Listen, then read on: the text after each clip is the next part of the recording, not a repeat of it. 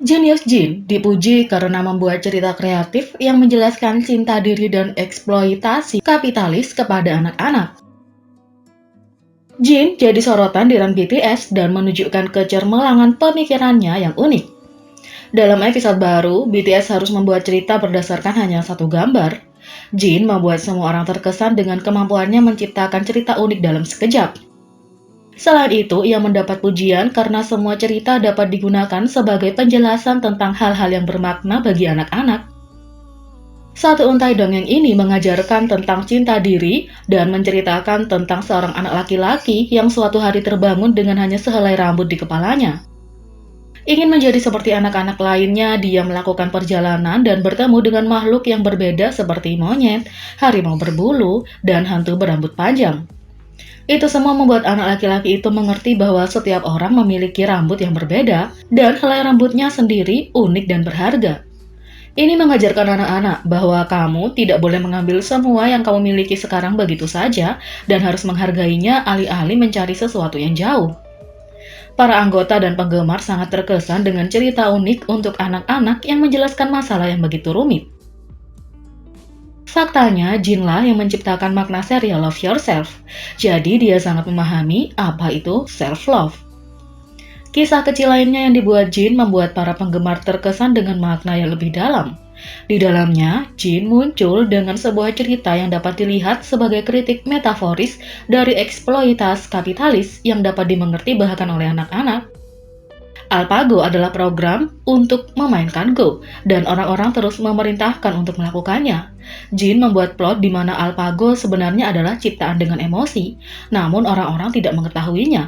Karena AlphaGo terus membantu banyak orang dengan melakukan pesanan mereka, emosinya mulai hilang. Salah satu cerita itu bermakna Muyaho. Itu menceritakan tentang pria yang menghancurkan seluruh desa dengan berteriak, "Yahoo!" berdiri di atas gunung. Setelah bertemu dengan penduduk desa yang marah, dia membuat rencana pembangunan kembali. Para anggota bersenang-senang dengan Jin yang datang dengan cerita di tempat yang memanggilnya mesin penjual cerita. J-Hope menawarinya untuk membuat cerita tentang hotdog dan Jin segera mengikutinya. Seorang anak memiliki hotdog dan memakannya. Begitulah perjalanannya dimulai. Setelah masuk ke perut, hotdog memutuskan untuk menulis buku tentang perjalanannya melalui tubuh bocah itu. Pada akhirnya, itu keluar dan menjadi makanan yang baik untuk tanaman. Begitulah cara pohon hotdog tumbuh. Kisah ini akan sangat bagus untuk menjelaskan dengan jelas kepada anak-anak bagaimana sistem pencernaan bekerja dari cerita hotdog yang ia makan. Fans sangat terkesan dengan Jin hingga mereka menyebutnya jenius. Run BTS episode 143 bahkan menjadi trending topik di Twitter dengan topik Jin karena ribuan orang telah men-tweet tentang dia yang begitu unik dan kreatif. Fans mengatakan Jin memiliki potensi untuk menjadi penulis naskah dengan imajinasinya yang luar biasa dan pikirannya yang cerdas.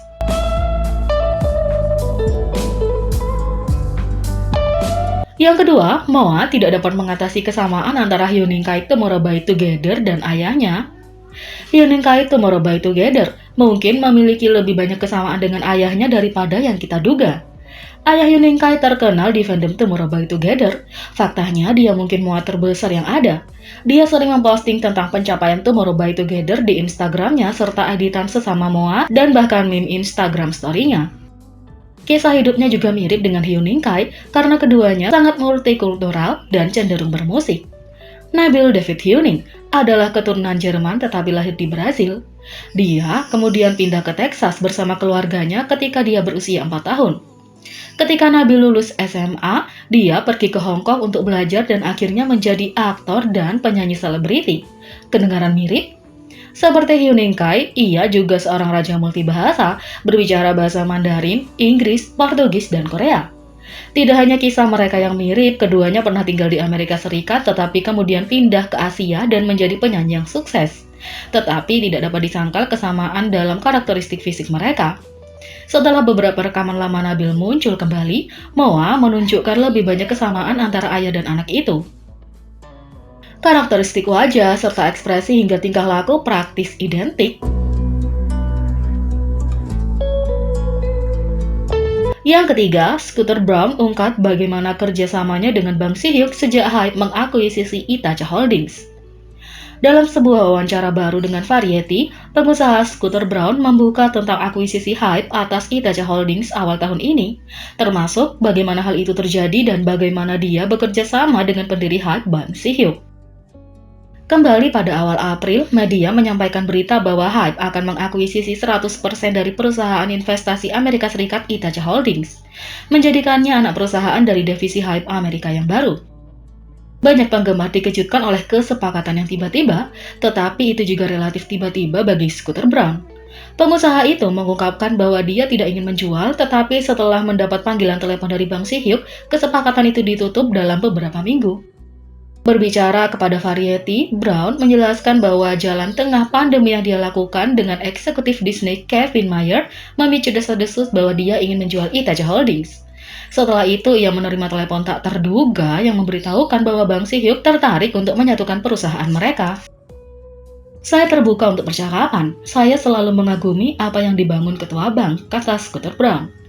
Brown mengatakan dia dan Bang Si-hyuk mulai mengobrol melalui panggilan Zoom setiap minggu, tetapi bukan tentang bisnis.